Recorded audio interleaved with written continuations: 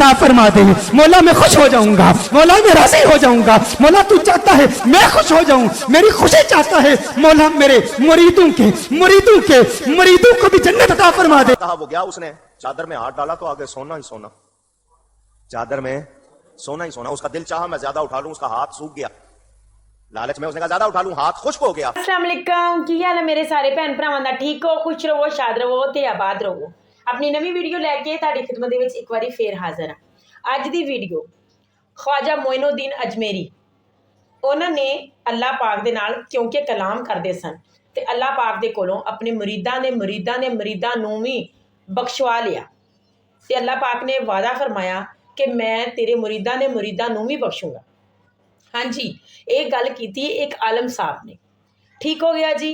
تے او تو بعد ایک ہور ویڈیو تے اس ویڈیو دے وچ کی کیا گیا تسی اپنے کناں نال سنو تے اکھاں نال ویکھو. او تو بعد اسی کران گے اتے مزید گل وی. او تو پہلے تسی کرنا ساڈے چینل نو سبسکرائب اس طرح دیاں کہانیاں سنن واسطے تے انہاں عالماں دا چہرہ بے نقاب کرن واسطے تے ویڈیو نو شیئر بھی کرنا اجر عظیم واسطے ساڈا ساتھ دین واسطے اللہ دے حق دی آواز نو بلند کرن واسطے تے ویڈیو نو لائک بھی کرنا. آؤ ہن ویڈیو ویکھنے. اور مولا اس پاک ہستی کے صدقے کرم فرما اس خواجہ خواجگان کے صدقے کہ ایک مرتبہ ایک وجدانی کیفیت طاری ہو گئی. اللہ نے فرمایا ہے معین الدین میں تجھ سے راضی ہو گیا ہوں جو مانگتا ہے مانگ لے میں عطا کروں گا. غریب نواز عرض کرتے ہیں مولا اپنے لیے اپنی ذات کے لیے کچھ نہیں مانگتا میرے اللہ ایک ہی تمنا ایک ہی آرزو ایک ہی خواہش میرے مریدوں کو بھی جنت عطا فرما دے. مولا میں خوش ہو جاؤں گا مولا میں راضی ہو جاؤں گا مولا تو چاہتا ہے میں خوش ہو جاؤں میری خوشی چاہتا ہے مولا میرے مریدوں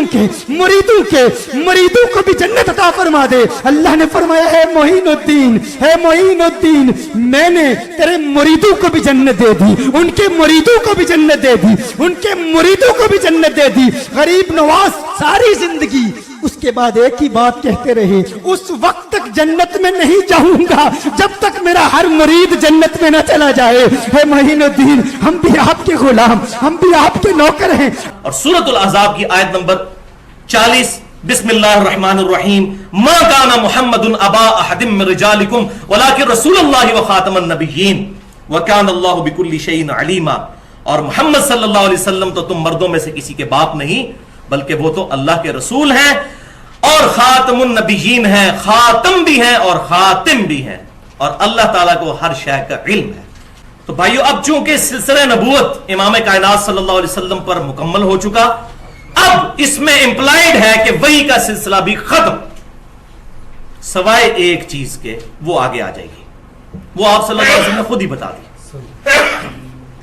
سورہ ال عمران کی آیت نمبر 179 بسم اللہ الرحمن الرحیم وما کان اللہ لیطلعکم علی الغیب اور اللہ کی یہ شان نہیں ہے کہ تمہیں غیب پر مطلع کرے ولکن اللہ یجتبی من رسلہ من یشاء بلکہ اللہ تعالیٰ چن لیتا ہے اپنے پیغمبروں میں سے جن کو چاہتا ہے. فآمنوا باللہ ورسولہ تو تمہارا کام ہے ایمان لاؤ اللہ اور اس کے رسول پر. وَإِن تُؤْمِنُوا وَتَتَّقُوا فَلَكُمْ أَجْرٌ عَظِيمٌ اور اگر تم ایمان لاؤ گے اور تقوی اختیار کرو گے تو تمہارے لیے اجر عظیم ہے. تو سیدنا ابو بکر صدیق رضی اللہ تعالیٰ عنہ سے لے کر آخری انسان جو مسلمان اس روئے عرض پر آئے گا سب کے سب لوگ ایمان بالغیب رکھیں گے. علم غیب صرف اللہ تعالیٰ اپنے انبیاء کو عطا فرماتا ہے اور ہمارے محبوب صلی اللہ علیہ وسلم کو اللہ تعالیٰ نے جو غیبی خبریں عطا فرمائی وہ ان کے لیے باقی سب لوگ تصدیق کرنے والے. پہلی دلیل صحیح بخاری سے انٹرنیشنل نمبر کے مطابق 6990 نمبر حدیث ہے کتاب التعبیر چیپٹر میں امام کائنات صلی اللہ علیہ وسلم نے فرمایا میرے بعد نبوت کی خبروں میں سے صرف مبشرات باقی ہیں. کیٹاگوریکل ڈینائی صرف مبشرات اور کوئی چیز نہیں. صحابہ نے پوچھا یا رسول اللہ صلی اللہ علیہ وسلم یہ مبشرات کیا ہے تو فرمایا اچھے خواب. That's all. خوابوں کے علاوہ اس امت میں اب کوئی اور ذریعہ نہیں ہے غیب کی خبریں آنے کا. کیٹاگوریکل ڈینائی ہے. اگر ہوتا تو آپ فرماتے خواب بھی ہیں کشف بھی ہے الہام بھی ہے یہ چیزیں قیامت تک چلیں گی. فرمایا میرے بعد نبوت کی خبروں میں سے صرف مبشرات باقی ہیں اور وہ کھول بھی دیا خواب وہ نیند کی حالت میں ہوتا ہے, بیداری میں نہیں ہوتا. دلیل نمبر 2 اس میں یہ ہے, صحیح بخاری میں حضرت عمر نے خود ہی بتا دیا ہے اپنا عقیدہ اور اپنا سٹیٹس. کتاب الشہادات چیپٹر میں انٹرنیشنل نمبرنگ کے مطابق 2641 نمبر حدیث ہے. سیدنا عمر کا اپنا قول ہے کتاب الشہادات صحیح بخاری میں. سیدنا عمر خطبہ دیتے ہوئے کہتے ہیں کہ جب تک نبی صلی اللہ علیہ وسلم ہم میں موجود تھے, اللہ تبارک و تعالی وحی کے ذریعے ہمارا مواخذہ فرما لیتا تھا. پہلی چیز کہ آپ موجود تھے, وحی آتی تھی, ہمارا مواخذہ ہو جاتا تھا اگر کوئی بات ہم چھپا لیتے تھے. نمبر 2, اب ہم ظاہر پر ہی فتویٰ لگائیں گے کیونکہ سلسلہ وحی منقطع ہو چکا ہے. یہ الفاظ ہیں کہ چونکہ وحی کا سلسلہ منقطع ہو گیا, ہم ظاہر کے اوپر فتویٰ لگائیں گے, ہمیں تو پتہ ہی نہیں دل میں کیا ہے. تیسری بات, اچھے اعمال والوں کو امن دیں گے, ان کی تصدیق کریں گے. اور چوتھی بات, برے اعمال والوں کو امن نہیں دیں گے, ان کی تصدیق بھی نہیں کریں گے, اور نہ ان کی یہ بات مانیں گے کہ ہمارے دل میں نیت یہ تھی, ہم نے ظاہری طور پر یہ کام کیا. ہم یہ ان کا آرگومنٹ قبول نہیں کریں گے کیونکہ وحی کا سلسلہ منقطع ہو چکا ہے, ہمیں نہیں پتا ان کے دلوں میں کیا ہے. سیدنا عمر نے خود اپنا سٹیٹس کلیئر کر دیا کہ مجھے یہ باتیں نہیں پتا, سلسلہ وحی منقطع ہو چکا ہے. یا پھر ڈکلیئر کریں کہ ہاں ان ہمارے بزرگوں کے مرتبے صحابہ سے بھی بڑھ کر تھے, ان پہ وہ چیزیں کھل گئی جو صحابہ کرام علیہم رضوان پر نہیں کھلی. والعیاذ باللہ تعالی.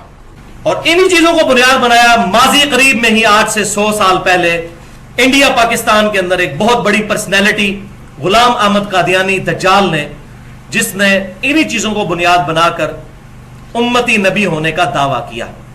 اس کی آپ کتابیں پڑھ کے دیکھیں, روحانی خزائن, کشتی نوح اور حقیقت الوحی, یہ بھی ایک کتاب ہے. اس میں اس نے کہا کہ یہ جتنے دعوے میں کر رہا ہوں یہ پچھلے سارے صوفیاء کرتے آئے ہیں, اگر میں نے کر لیا تو میں نے کون سا جرم کیا ہے. سفر کرتے ہوئے آپ جا رہے تھے, آپ کے ساتھ آپ کا خادم تھا جس کا نام تھا شیخ علی. اس نے کسی سے قرضہ لیا ہوا تھا, جس سے قرضہ لیا ہوا تھا وہ راستے میں آ گیا اور شیخ علی سے کہا میرا قرضہ واپس کرو, جو تم نے پیسہ لیا واپس کرو, ادھار لیا ہوا ہے. خواجہ صاحب نے فرمایا اس وقت یہ میرے ساتھ کہیں کام سے جا رہا ہے, اس وقت اس کے پاس پیسے ہیں بھی نہیں, واپس آ کے یہ دے دے گا. اس نے کہا نہیں جی مجھے ابھی چاہیے. خواجہ صاحب نے فرمایا تمہیں کہا تمہیں مل جائے گا. اس نے کہا جی آپ نہ بولیں, مجھے پیسہ چاہیے. حضرت کو جلال آ گیا. چادر جو اوپر اوڑی ہوئی تھی آپ نے اتار کے نیچے پھینکی. فرمایا اس چادر میں سے جتنا تیرا قرضہ ہے لے لے, جتنا تیرا قرضہ ہے اونچی لے لے. اس نے کہا جی یہ چادر ابھی آپ نے میرے سامنے اپنے کندھوں سے اتار کے پھینکی ہو تو خالی ہے, اس میں کیا ہوگا؟ فرمایا تجھے کہا ہے تجھے جتنا تیرا قرضہ ہے اس میں سے لے لے, خبردار زیادہ کی کوشش نہ کرنا, جتنا تیرا ہے اتنا. جب آپ نے بار بار کہا وہ گیا, اس نے چادر میں ہاتھ ڈالا تو آگے سونا ہی سونا, چادر میں سونا ہی سونا. اس کا دل چاہا میں زیادہ اٹھا لوں, اس کا ہاتھ سوکھ گیا لالچ میں. اس نے کہا زیادہ اٹھا لوں, ہاتھ خشک ہو گیا, چیخا میرا ہاتھ خشک ہو گیا ہے. فرمایا تجھے کہا تھا جتنا تیرا ہے اتنا لے, تو نے لالچ کی ہے, یہ تجھے اس کی سزا ملی. اس نے کہا جی میں معافی مانگتا ہوں, میرا ہاتھ ٹھیک کیجئے. آپ نے دعا فرمائی, ہاتھ ٹھیک ہو گیا. اس نے چادر سے ہاتھ باہر نکال کے کہا میں نے قرضہ بھی معاف کیا, میں نے اس کو قرضہ بھی معاف کیا, آپ نے مجھے معاف کیا, میں نے اس کو قرضہ معاف کیا. چادر میں کیا کچھ بھر دیا اندازہ کریں. او جی او مسلح چکیا سونے دی کانا ہی کانا, ہن کتے نے کہانیاں. پاکستان کا قرضہ اتارو, لیتے لوگوں سے چندے ہیں اور کہتے ہیں جی وہ جی سونے کی کانیں نکل آئیں. سب فراڈ ہے. اگر آپ سمجھتے ہیں اس طرح کی چیزیں ٹرانسفر ہوئی ہیں تو کرو نا, کر کے دسو, ایک نگاہ مارو نا. اور رشیا کا سارا تیل جو ہے زمین کے اندر وہ پاکستان میں آ جائے, سعودیہ کا سارا تیل ادھر آ جائے, کرو نا نگاہ مار کے. اور انبیاء کو منوانا اللہ نے اپنے ذمہ لیا ہوا ہے. انبیاء کے بعد کوئی کچھ کر کے نہیں دکھا سکتا, نیور. زیادہ سے زیادہ دعا ہوگی اور وہ پوری ہو جائے اللہ کی مرضی,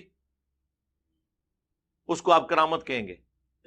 وہ کسی کی بھی پوری ہو سکتی ہے, کسی غیر مسلم کی بھی ہو سکتی ہے. جتنی جدید سائنٹیفک ڈسکوریز ہیں وہ اللہ تعالیٰ نے زیادہ تر تو غیر مسلموں کے ذریعے ہوئی ہیں. جدید جو ہے, قدیم ٹھیک ہے ہماری کنٹریبیوشن ہے. یہ زمین کے نیچے تیل کس رحمت اللہ علیہ نے دریافت کیا ہے؟ 8 سے آلموسٹ 200-250 سال پہلے. یہ پنسلوینیا امریکن سٹیٹ ہے جس میں پہلا تیل کا کنواں نکلا تھا. اور آپ کے بزرگ تو پچھلے 1000 ਸਾਲ ਸੇ ਕਲੇਮ ਕਰ ਰਹੇ ਜੀ, ਉਹ ਨਿਗਾਹ ਚੁੱਕਦੇ ਸਨ ਤੇ ਅਰਸ਼ ਮੌਲਾ ਤੇ ਥੱਲੇ ਨਿਗਾਹ ਮਾਰਦੇ ਸਨ, 70 ਜ਼ਮੀਨੋਂ ਪਾਰ ਹੋ ਜਾਂਦੇ ਸਨ, तेल भी क्रॉस। ये जो बुखारी मुस्लिम में जिस तेल का जिक्र मिलता है ना, वो दिए में जलाने वाला, वो खाने वाला तेल होता था। हाँ जी जी, तो तुसी सुनिया कि किस तरह फिर सोना ही सोना बाबा जी की चादर चो निकल आया तो उस शख्स ने ना सिर्फ कर्ज माफ़ कर दिता उन्होंने खादम नूं, बल्कि माफ़ी भी मंगी। वाह जी वाह।